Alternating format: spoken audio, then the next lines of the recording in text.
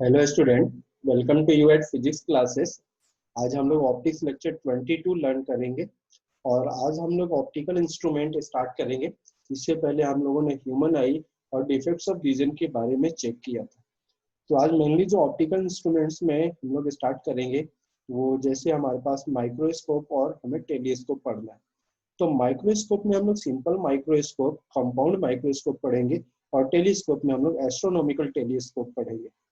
तो first of all starting में हम लोग थोड़ा सा इंट्रोडक्शन चेक करेंगे कि इंट्रोडक्शन क्या ऑप्टिकल इंस्ट्रूमेंट का, ऑप्टिकल इंस्ट्रूमेंट की आखिर रिक्वायरमेंट क्यों पड़ी, तो उसके बारे में हम लोग थोड़ा सा चेक करेंगे।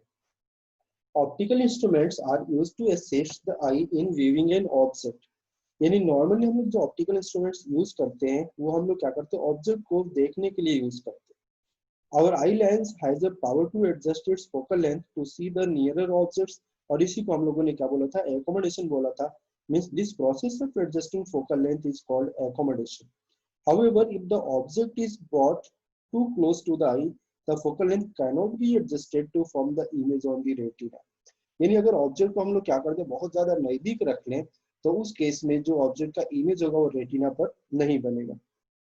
Thus, there is a minimum distance for the clear vision of an object. This distance is called least distance of distinct vision. हमने देखा था वहां पर कि least distance of distinct vision that is 25 centimetre तक की capacity है किसी भी आई का ऑब्जेक्ट को देखने के लिए, नॉर्मल आई की अगर हम बात करें तो। For normal eye this distance is taken to be 25 centimetre.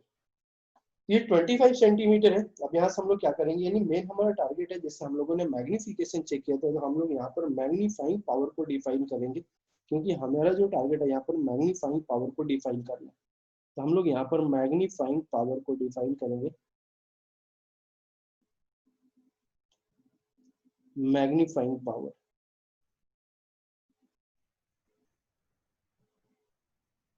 और मैग्नीफाइंग पावर को हम लोग कैपिटल एम से रिप्रेजेंट करेंगे। मैग्निफिकेशन तो नॉर्मली हम लोग स्मॉल एम से रिप्रेजेंट कर रहे थे, लेकिन मैग्नीफाइंग पावर को हम लोग कैपिटल एम से रिप्रेजेंट करेंगे।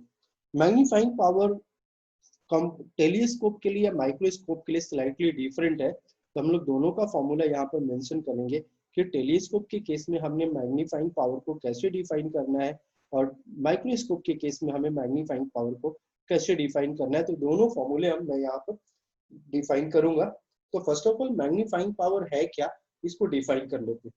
Magnifying power is the factor by which magnifying power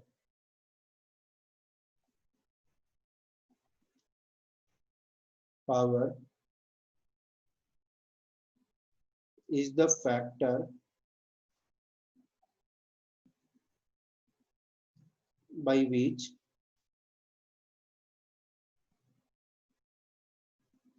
magnifying power is the factor by which the image on the retina, the image on the retina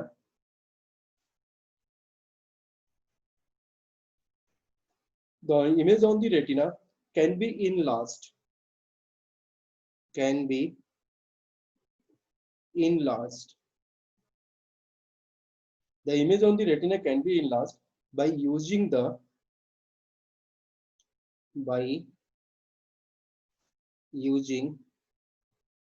the microscope or telescope, by using the microscope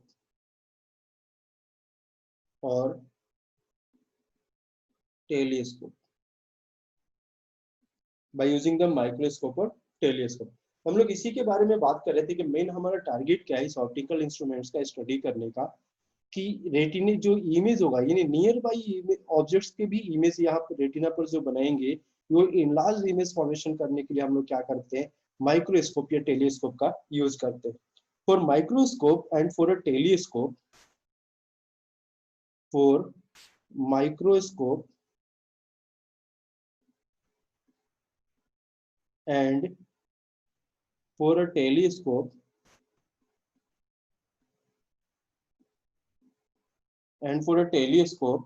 the definition of magnifying power is slightly different. The definition of magnifying power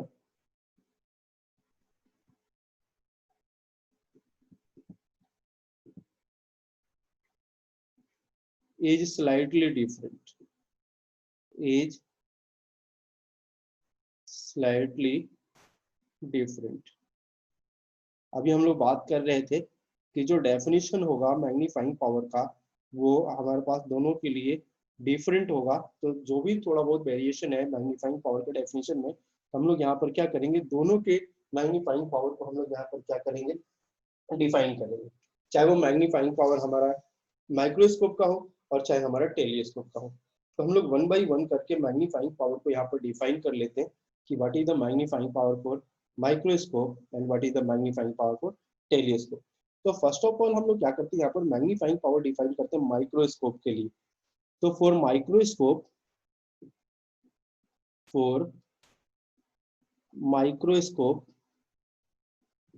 first हम लोग magnifying power यहाँ पर define करेंगे microscope के लिए। तो first magnifying power हम लोग माइक्रोस्कोप के लिए डिफाइन करते हैं कि what is the magnifying power of microscope, इसको हम लोग डिफाइन कर लेते हैं। तो मैग्नीफाइंग पावर हमने देखा था कि हमें क्या करना है, कैपिटल एम से रिप्रेजेंट करना है मैग्नीफाइंग पावर को। तो मैग्नीफाइंग पावर को कैपिटल एम से रिप्रेजेंट कर लेते, और ये मैग्नीफाइंग पावर इक्वल होगा visual angle formed by final image, visual angle formed by final image, visual angle formed by final image divided by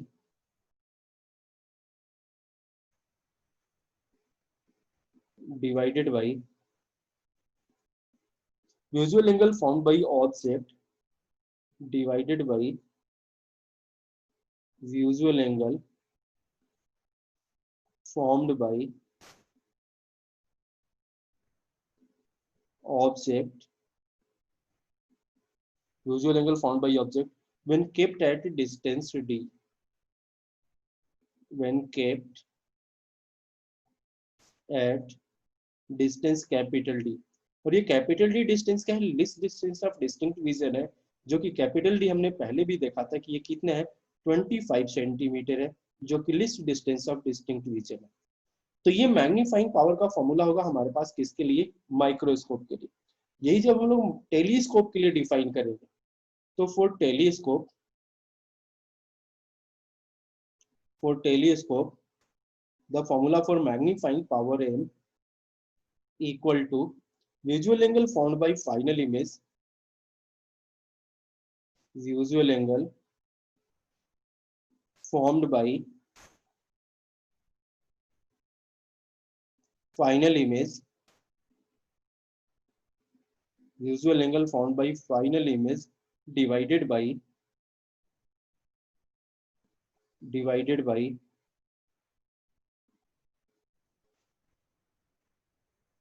visual angle divided by visual angle subtended by visual angle subtended by the object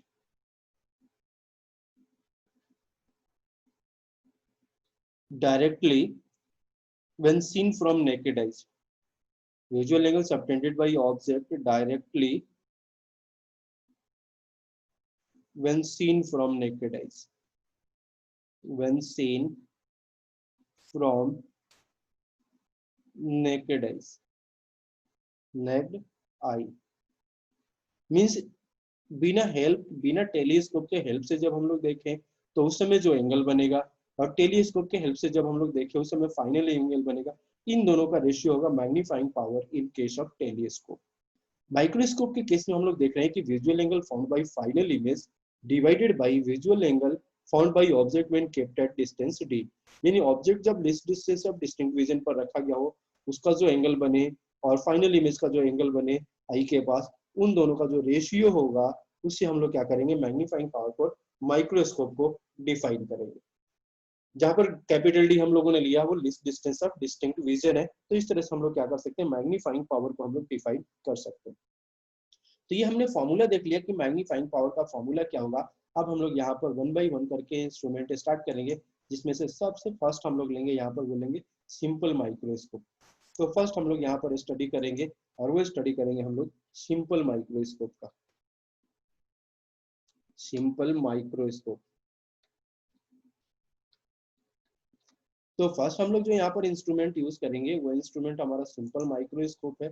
और main हमारा target क्या है, simple microscope का magnifying power find out करना। तो यहाँ पर हम लोग देखते हैं कि सिंपल माइक्रोस्कोप का मैग्नीफाइंग पावर किस तरह से निकालेंगे और क्या क्या कैलकुलेशंस करेंगे, तो वन बाय वन करके हम लोग यहाँ पर चेक करते हैं। तो यहाँ पर सिंपल माइक्रोस्कोप है क्या, पहले उसके बारे में थोड़ा सा हम लोग आइडिया लेंगे और उसके बारे में आगे हम लोग चलते हैं। तो to view an object with naked eyes, to view an object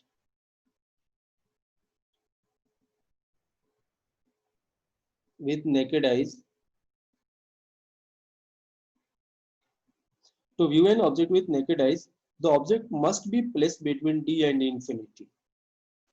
The object must be placed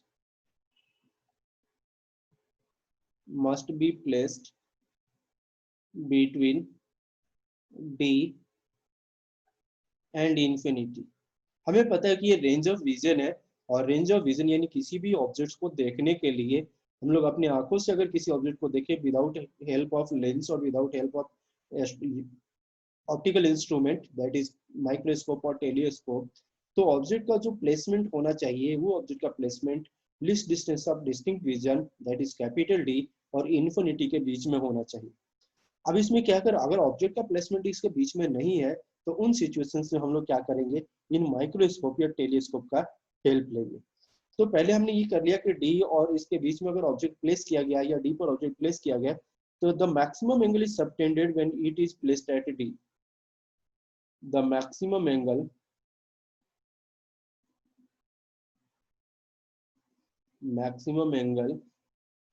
is subtended when it is placed at D. It is placed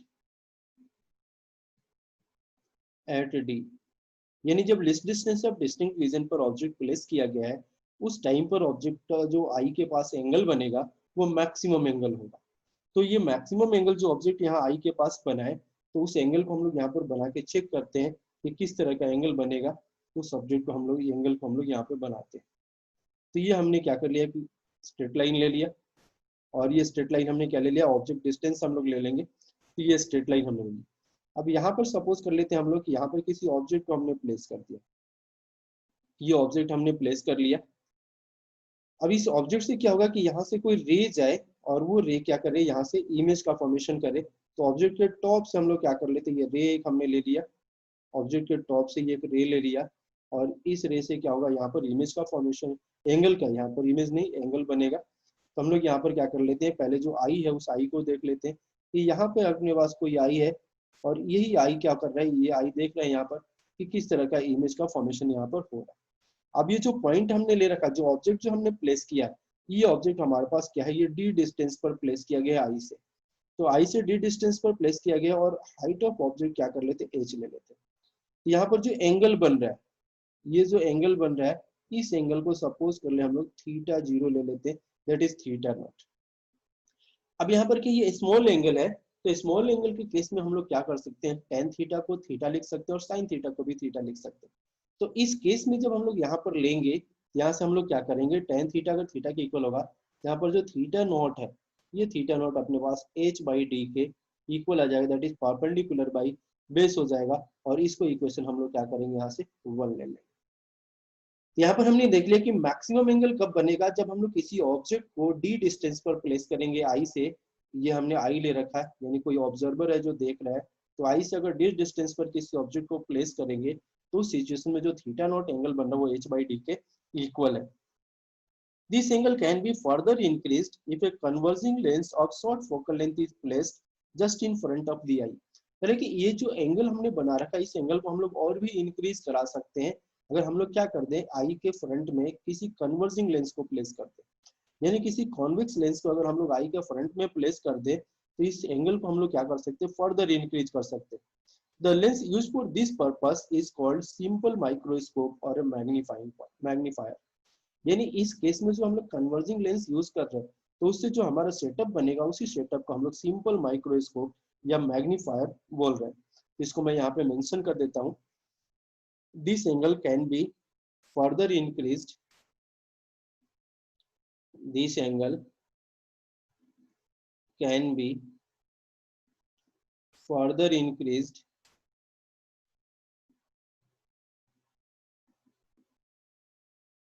this angle can be further increased if a converging lens of short focal length, if a converging lens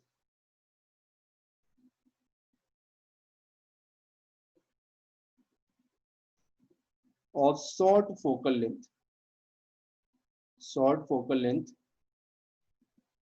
converging lens of short focal length is placed just in front of the eye, placed just in front of the eye, front of the eye। तो हमें यहाँ पर ध्यान देना है कि हम लोग क्या करेंगे, इमेज को इनलार्ज करने के लिए, ऑब्जेक्ट को, हम लोग ऑब्जेक्ट का इनलार्ज इमेज बनाने के लिए हम लोग क्या करेंगे, यहाँ पर कॉन्वेक्स लेंस यूज करेंगे और वो convex lens short focal length का होना चाहिए। This the lens use for this purpose is called simple microscope. The lens used for this purpose, used for this purpose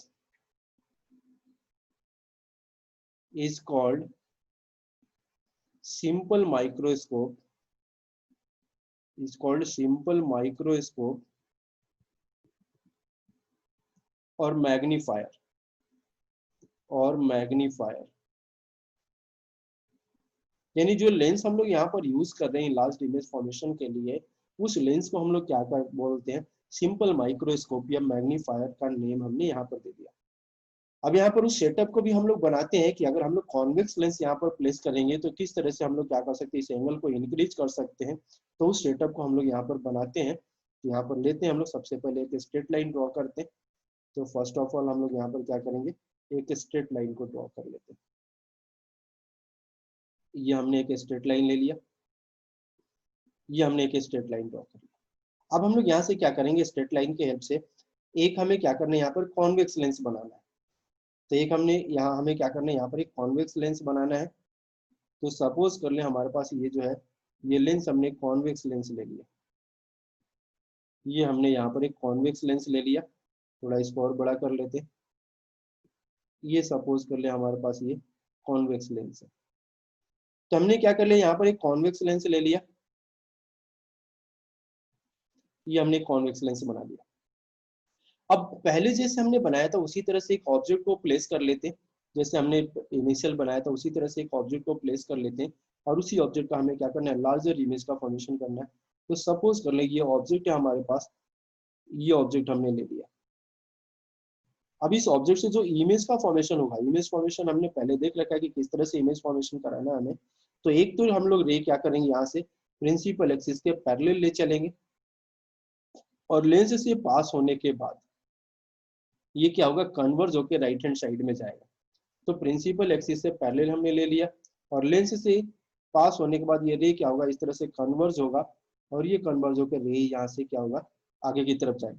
तो इसको हम लोग बैक साइड में प्रोसीड करेंगे। इस रे को हम लोग क्या करेंगे, यहाँ से बैक साइड में प्रोसीड कर देंगे। इस रे को इस तरह से हमने क्या कर दिया, इस रे को बैक साइड में प्रोसीड, एक्चुअल में नहीं होगा, ये डॉटेड लाइन से होगा। तो इसको हम लोग क्या कर लेते हैं, हमने यहाँ पर दिखा दिया। तो ये एक्चुअल में रे नहीं है, इस तरह से अपना डॉटेड लाइन से ये हमने क्या कर रखा है, इसको बैक साइड में प्रोसीड करा रखा है। यानी जो राइट साइड में रे गया था उसी रे को हमने क्या कर दिया, पीछे की तरफ प्रोसीड कर दिया। एक रे हम लोग और क्या करेंगे, ऑप्टिकल सेंटर से लेंगे। एक रे हम लोग इस ऑप्टिकल सेंटर से लेंगे। तो ऑब्जेक्ट के टॉप से होता हुआ एक रे हमें क्या करना, ऑप्टिकल सेंटर के पास लेके जाना है।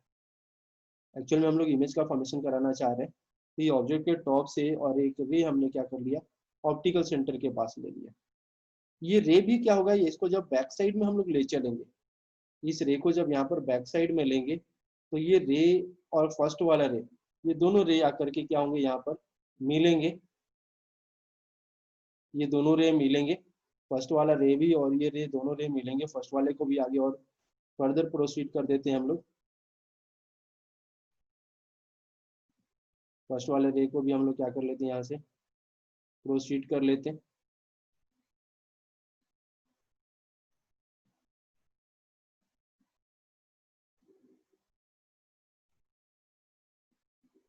इस तरह से हमने फर्स्ट वाले रे को प्रोसीड कर लिया। इसी तरह से सेकंड वाले रे को भी और आगे फर्दर प्रोसीड कर लेते हैं। और जहां भी ये दोनों एक दूसरे को कट करेंगे वहां क्या होगा, वर्चुअल इमेज का फॉर्मेशन होगा। तो पहले इनको क्या कर लेते हैं, डॉटेड लाइन से मिला लेते हैं, क्योंकि एक्चुअल में रे बैक साइड में नहीं जा रहे हैं, हम लोगों ने इनको क्या किया है, प्रोसीड किया है। तो ये रे हमने बैक साइड में प्रोसीड किया, तो यहाँ पर ये दोनों रे जा करके जहाँ भी कट करेंगे एक दूसरे को, वहाँ पर क्या होगा, वर्चुअल इमेज का फॉर्मेशन होगा। तो अभी हम लोग यहाँ पर इमेज ड्रॉ करेंगे, जो बैक साइड में यहाँ पर इमेज बनेगा, और इसी सेटअप को हम लोग क्या बोलते हैं, सिंपल माइक्रोस्कोप बोलते हैं। तो यहाँ पे हम लोग पहले इमेज ड्रॉ कर लेते हैं। यहाँ पर जो इमेज का फॉर्मेशन होगा उस इमेज को हम लोग यहाँ पे ड्रॉ कर लेंगे।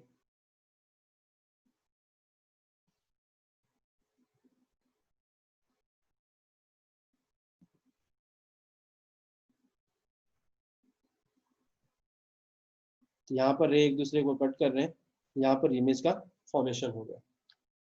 तो यहाँ पर हमने देख लिया कि इमेज का फॉर्मेशन होगा और लास्ट इमेज का फॉर्मेशन हो रहा है। तो यहाँ पर अब एंगल को मार्क कर लेते हैं हम लोग, जो भी एंगल हमारे पास है, कि एक तो एंगल यहाँ पर क्या हो रही है, थीटा, और ये एक्चुअल में यहाँ पर क्या है, यहाँ पे आई है, जो इसको क्या कर रहे हैं, ऑब्जर्व कर रहे हैं। यहाँ पर ये आई ऑब्जर्वर रख रखा है, जो ऑब्जर्वर क्या कर रहा है, इसको ऑब्जर्व कर रहा है। अब यहाँ पर जो ऑब्जेक्ट डिस्टेंस है, ये जो ऑब्जेक्ट डिस्टेंस है, इस ऑब्जेक्ट डिस्टेंस को सपोज कर ले यू नॉट है, ये ऑब्जेक्ट डिस्टेंस है अपने पास। और एच तो क्या था, हाइट ऑफ ऑब्जेक्ट था, ये तो एक्चुअल में था ये हाइट ऑफ ऑब्जेक्ट एच, और ये एंगल यहाँ पर थीटा बन रहा है। तो ये थीटा ऑब्जेक्ट बन रहा है। अब यहाँ से हम लोग क्या करेंगे, यानी the object is placed at a distance u not, the object is placed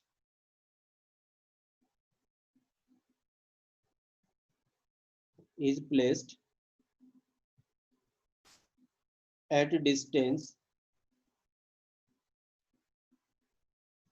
u naught from the lens, u naught from the lens। एक चीज हमने वहां पर देखा था कि जब डे डिस्टेंस पर प्लेस करेंगे तो उस समय क्या हो रहा था कि जो भी वहां पर मैक्सिमम एंगल बन रहा था, अब हमने जो ऑब्जेक्ट को प्लेस किया है वो हमने क्या किया है वहां पर, वो तो मिनिमम डिस्टेंस था। अब हमने यहाँ पर ऑब्जेक्ट को जो प्लेस किया वो पोल और फोकस के बीच में प्लेस किया। तो पोल और फोकस के बीच में हमने यहाँ पर प्लेस किया लेंस से, यानी जो ऑब्जेक्ट प्लेस किया हमने ये किसके बीच में प्लेस किया है, बिटवीन पोल या ऑप्टिकल सेंटर हम लोग बोल सकते हैं O and F. O and F, ये एफ है कैपिटल एफ, फोकस के लिए हम लोग यूज करते हैं, स्मॉल एफ तो फोकल लेंथ है, इसके बीच में प्लेस किया। The virtual magnified image is formed. तो इस केस में क्या होगा, the virtual magnified image is formed, magnified image is formed. हम लोग यहाँ पर देख पा रहे हैं कि यहाँ पर वर्चुअल और मैग्नीफाइड इमेज का फॉर्मेशन हो रहा है इस केस में। तो इस केस में हमने जो ये एंगल ले रखा है थीटा, इस थीटा एंगल को जब कैलकुलेट करेंगे तो ये थीटा एंगल अपने पास यहाँ पर जो थीटा होगा, ये थीटा क्या होगा यहाँ पर, परपेंडिकुलर बाई बेस, क्योंकि tan ऑफ थीटा हमने बोला था कि tan ऑफ थीटा थीटा के इक्वल होगा। तो ये theta perpendicular that is H, और बेस कितना, यू नॉट। इसको इक्वेशन 2 ले लेते हैं। पहले हमने थीटा नॉट लिया था, अब हमने थीटा फाइंड आउट कर लिया। तो मेन जो हमारा टारगेट है यहाँ पर मैग्नीफाइंग पावर कैलकुलेट करने का, और वो मैग्नीफाइंग पावर क्या होगा, मैग्नीफाइंग पावर होगा हमारे पास m is equal to theta divided by theta naught. क्योंकि हमने मैग्नीफाइंग पावर को डिफाइन किया था कि यहाँ पर मैग्नीफाइंग पावर किस तरह से हमें निकालना है, कि अगर हमारा फाइनल इमेज जो एंगल बना रहा है, तो फाइनल इमेज यहाँ पर आई के पास या लेंस के पास ऑप्टिकल सेंटर पर क्या एंगल बना रहा है, थीटा बना रहा है। और जब हमने वहां पर क्या किया था कि सेकंड हमने जो मैग्नीफाइंग पावर को डिफाइन कर रखा, पहले डेफिनेशन पर आते, visual angle found by object when kept at D. तो visual angle found by object when kept at D, यहाँ पर थीटा नॉट है, जब ऑब्जेक्ट को डी डिस्टेंस पर हमने प्लेस किया है तो थीटा नॉट है, और ये थीटा नॉट अपने पास h बाई डी के इक्वल है। तो ये तो हमें क्या करना है, ये हमें डेनोमिनेटर में प्लेस करना है, और फाइनल इमेज फॉर्म्ड जो हमें नोमिनेटर में प्लेस करना है। थीटा हमारा है फाइनल इमेज, और वो जो अपने पास थीटा नॉट है वो अपने पास जो डी डिस्टेंस पर अगर प्लेस किया जाए तो तो मैग्निफिकेशन यानी मैग्नीफाइंग पावर के फॉर्मूले पर आते हैं as m is equal to theta divided by theta naught. तो m is equal to theta divided by theta naught, और थीटा हमने यहाँ पर अभी निकाल रखा है कि थीटा क्या है, h बाई यू नॉट, और थीटा नॉट है अपने पास h बाई डी। तो इसको जब फर्दर सॉल्व करेंगे तो ये अपने पास आ जाएगा h by u not multiplied by यहाँ पर d बाई h। तो यहाँ h से h कैंसिल हो जाएगा, तो ये d बाई यू नॉट आ जाएगा, d by u not.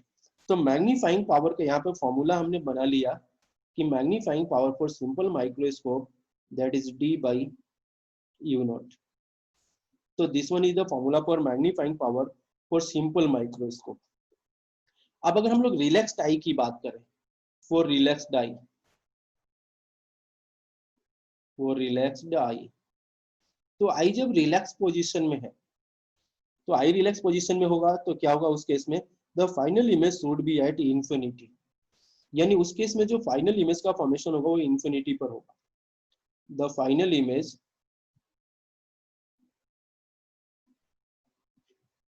should be at infinity, should be at infinity, यानी जब आई रिलैक्स पोजीशन में है तो फाइनल इमेज का फॉर्मेशन कहाँ हो रहा है, इन्फिनिटी पर हो रहा है। और जब फाइनल इमेज का फॉर्मेशन इन्फिनिटी पर हो रहा है, यानी 1/v minus 1/u equals to 1/f, तो 1/v माइनस 1/u जो है 1/f के इक्वल है। तो यहाँ पर जो अपने पास है u किसके इक्वल होगा, यानी u नॉट जो होगा यहाँ पर वो क्या होगा, f के इक्वल हो जाएगा, क्योंकि फाइनल इमेज का फॉर्मेशन इन्फिनिटी पर कब होगा, जब ऑब्जेक्ट को हम लोग क्या करेंगे, फोकल लेंथ पर प्लेस करेंगे। तो इस केस में जो मैग्नीफाइंग पावर हम लोग निकालेंगे इसको m इन्फिनिटी से रिप्रेजेंट कर लेंगे। दैट व्हाट इज, इसका मीनिंग क्या है कि magnifying power of simple microscope when object is image is placed from that infinity, ये क्या है अपने पास, magnifying power, magnifying power of simple microscope, simple microscope when image is formed at, when final image is formed at infinity, यानी जब infinity पर image का formation होगा उस केस में मैग्नीफाइंग पावर का फॉर्मूला क्या होगा।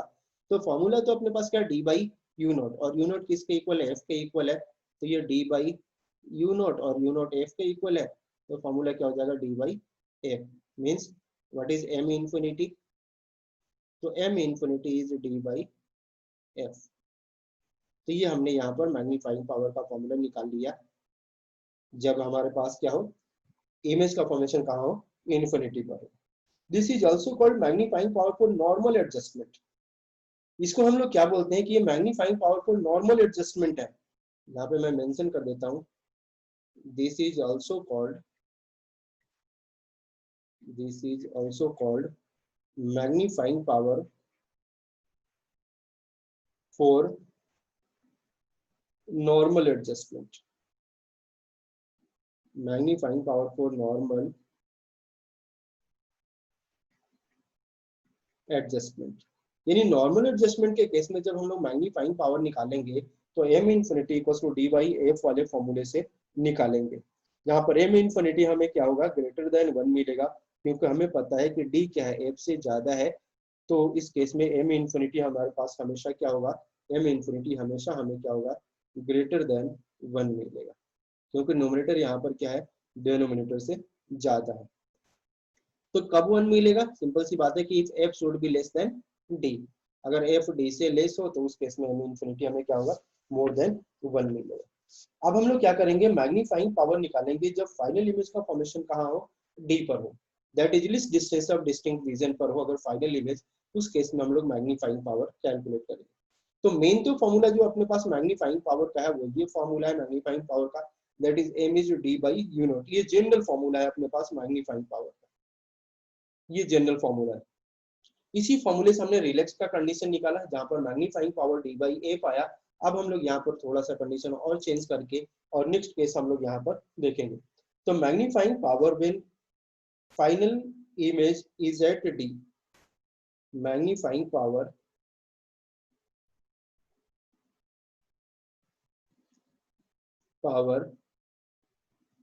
when final image is at D, यानी जब फाइनल इमेज का formation least distance of distinct vision पर हो, जब फाइनल इमेज का formation least distance of distinct vision पर हो, तो उस केस में मैग्नीफाइंग पावर का क्या फॉर्मूला बनेगा उसके बारे में हम लोग यहाँ पर चेक करेंगे। तो हमें पता है यहाँ पर कि जो मैग्नीफाइंग पावर अभी हमने देखा था कि वो D बाई एफ के इक्वल है।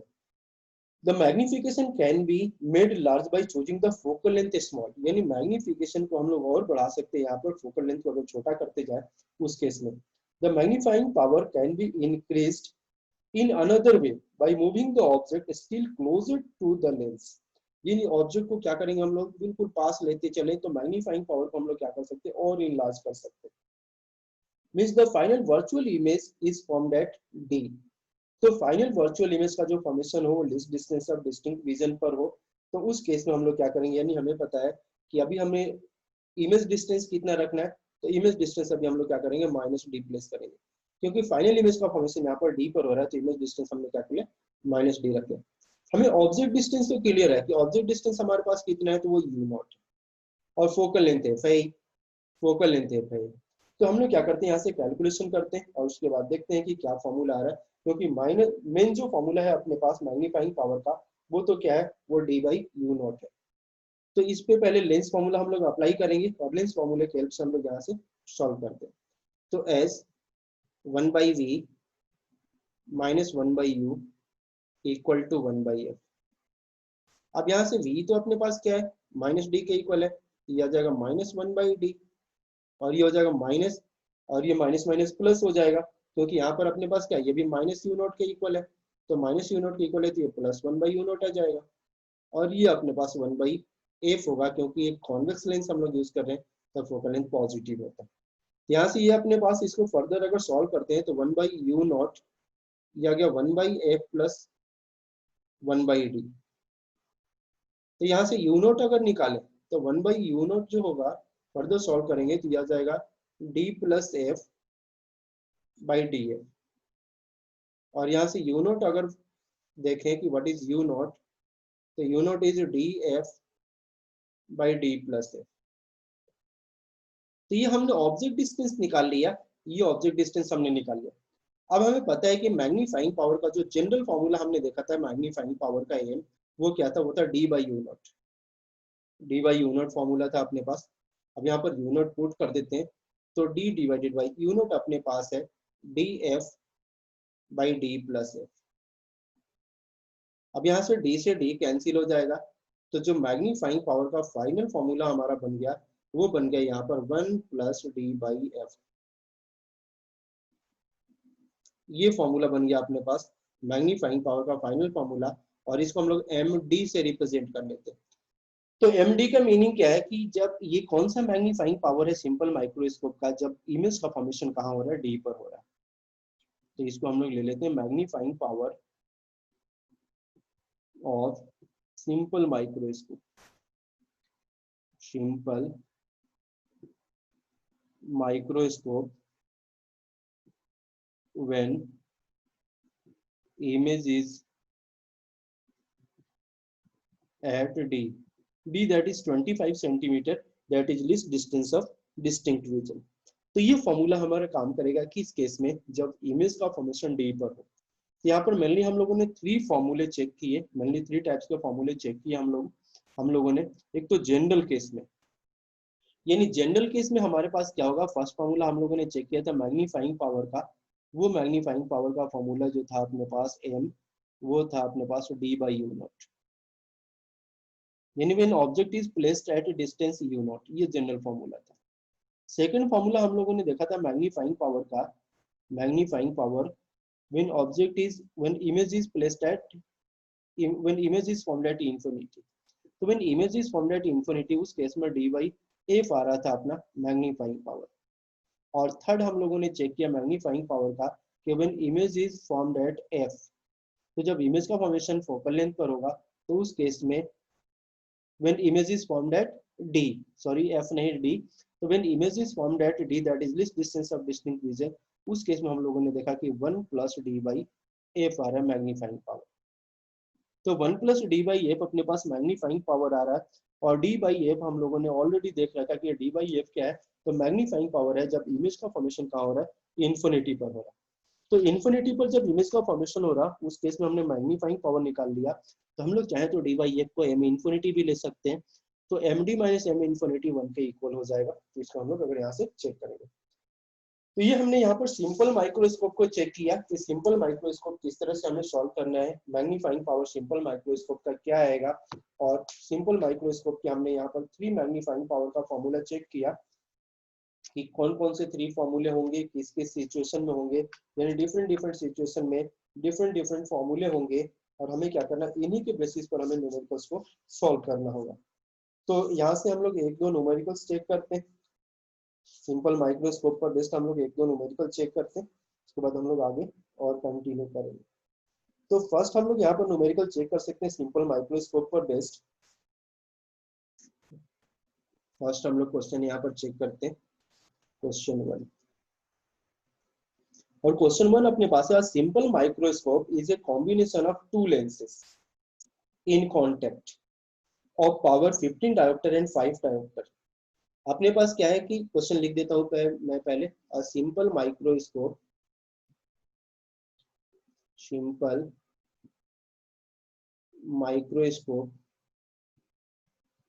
is a combination simple microscope is a combination of two lenses in contact of powers 15 dioptre, ये प्लस में 15 डायोप्टर है, एंड 5 डायोप्टर भी प्लस का ही है, यानी दोनों कॉन्वेक्स लेंस है। Calculate the magnifying power of the microscope, calculate the magnifying power of the microscope, magnifying power of the microscope if the final image is formed at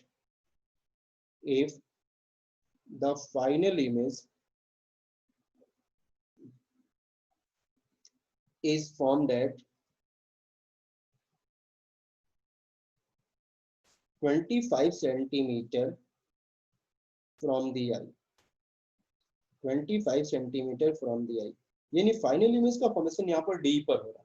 तो हमने यहाँ पर देखा था कि फाइनल इमेज का फॉर्मेशन जब डी पर होगा, तो उस केस में मैग्नीफाइंग पावर का फॉर्मूला हमारे पास क्या था, तो फॉर्मूला था अपने पास M D equals to 1 plus D by F, ये फॉर्मूला था अपने पास इसके लिए।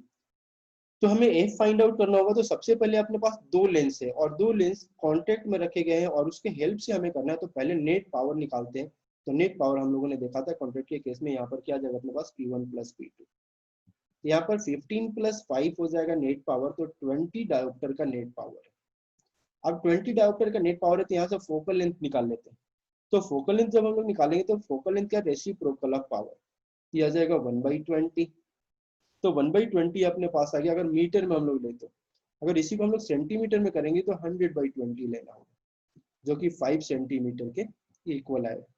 तो 5 सेंटीमीटर तो फोकल लेंथ आ गया। और मैग्नीफाइंग पावर का फॉर्मूला अपने पास क्या है, एम डी। तो एम डी है 1 प्लस डी बाई एफ, तो डी कितना है 25, और एफ अपने पास कितना आ गया 5। यहाँ से आ गया 1 प्लस 5, 5 से कैंसिल कर देंगे 25 को, 5 टाइम्स में, तो 1 प्लस 5 that is 6। तो magnifying power when image is formed eight D, ये आ गया 6। तो ये हमने यहाँ पर मैग्नीफाइंग पावर फाइंड आउट कर लिया। नेक्स्ट हम लोग सिंपल माइक्रोस्कोप पर एक दो क्वेश्चंस और चेक कर लेते हैं।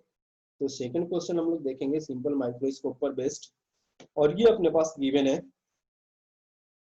A simple microscope is rated, a simple microscope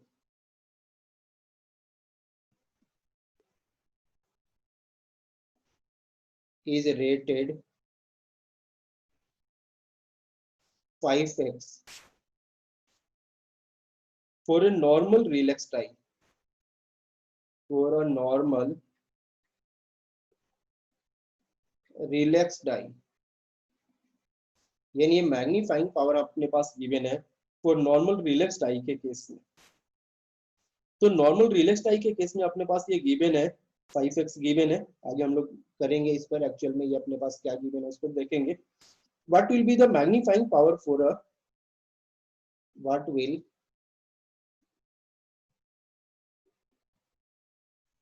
be the magnifying power for a relaxed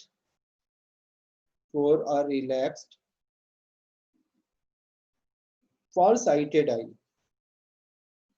for a relaxed far-sighted eye whose near point is 40 centimeter, whose near point is 40 centimeter। यानी हमें magnifying power ऐसी आई का calculate करना है जिसका near point कितना है 40 centimetre है। तो देखते हैं हम लोग कि नॉर्मल आई के लिए अपने पास क्या क्या गिवन है। तो नॉर्मल आई के लिए अपने पास least distance of distinct vision क्या होता है, तो सॉल्यूशन स्टार्ट करते हैं। For normal I,